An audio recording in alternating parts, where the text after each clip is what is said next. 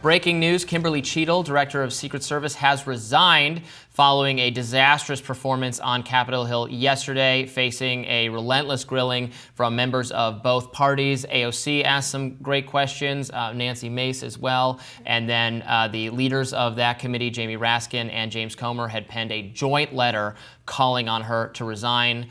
And she has now done so, which is absolutely the right move, and I am glad to see it. The failures on display the weekend prior, when Donald Trump was almost assassinated, were spectacular and depressing. Her statements were pretty simple. She said the Secret Service's solemn mission is to protect our nation's leaders and financial infrastructure.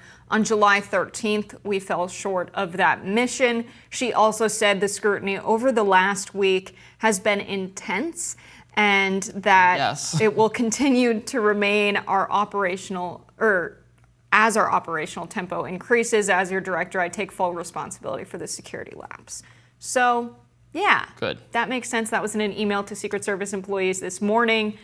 I think it makes sense because, like I said when we discussed this, there was one of two options where she could keep her job, explain that it's a longstanding policy and this exposed a weakness, or tell us exactly what went wrong and who was responsible. If not you, we didn't get that. It makes sense for her to step down.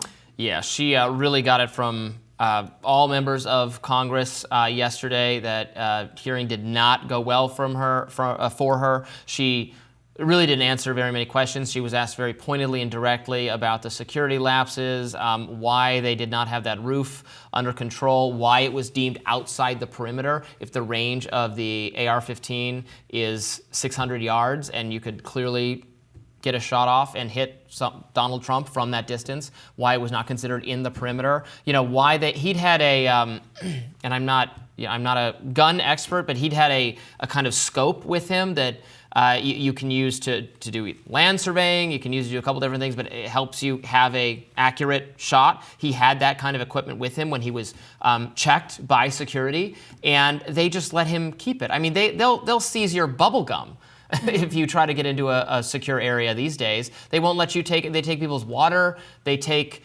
anything that could be remotely suspicious to them. They seize it.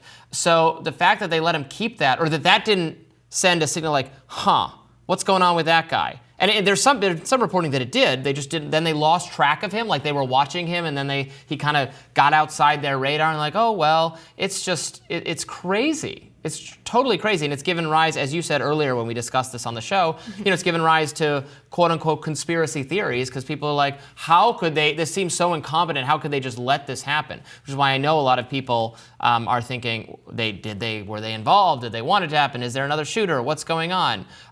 Which is, all, obviously, people are right to have questions, and we need a full accounting of what went wrong, although it seems like really basic and awful incompetence for which Kimberly Cheatle is responsible, and she was correct to resign. And to speak to those conspiracy theories a little bit, one that I haven't brought up on the show yet that's a little concerning is while this was being aired, the congressional questioning of Cheatle yesterday, she was asked about a second gunman. A lot of people have questions about this because a transmitter was found on his person at the time of the attempted assassination. People think he was in communication with someone, especially considering the reports of Iran having some kind of security threat towards the former president. Right. This was very interesting. And so when she this was enhanced asked, security. This was Iran threatened him, and this was enhanced security. Go ahead. Sorry to interrupt. No, it's fine. It's ridiculous. But people had so many questions about this. During the hearing, she was asked, and there were reports on Twitter. People said that the stream cut. I don't know if they went to commercial. They said across many networks, the stream cut. I looked it up yesterday, and she said, we haven't found evidence of a second shooter. But it does give way to conspiracy theories. That's a ridiculous one. But what's the deal with the transmitter? That's what I have questions about. Are we investigating if he acted alone? I guess that's under the purview of the FBI. I want to know from Kimberly Cheatle that she's turning everything she has over to Congress and the FBI. And I think people feeling like public servants are withholding information from the public creates the conditions where not just people on that committee are asking her to resign, but a lot of calls from the public on the right and the left. They want her to resign. AOC was very hard on her. Ro Khanna asked tough questions. It's not just Nancy Mace and the like that were hard on her. No, I was glad to see this being very bipartisan. This is the rare kind of bipartisanship that I actually appreciate. There was a statement from President Joe Biden on her resignation. Biden writes, "Jill and I are grateful to Director Kim Cheatle for her decades of public service. She has selflessly dedicated and risked her life to protect our nation throughout her career in the United States Secret Service. We especially thank her for answering the call to lead the Secret Service during our administration. We're grateful for her service to our family. As a leader, it takes honor and courage and incredible integrity to take full responsibility for an organization tasked with one of the most challenging jobs in public service. The independent review to get to the bottom of what happened on July 13 continues, and I look forward to assessing its conclusions. We all know what happened that day can never happen again. As we move forward, I wish Kim all the best, and I will plan to appoint a new director soon." So a kind statement from Joe Biden. Right. And from her statement, I thought the Secret Service was just protecting high-level personnel. The part about financial infrastructure, I feel like at one point, maybe a civics class, I learned that that was a part of what they do.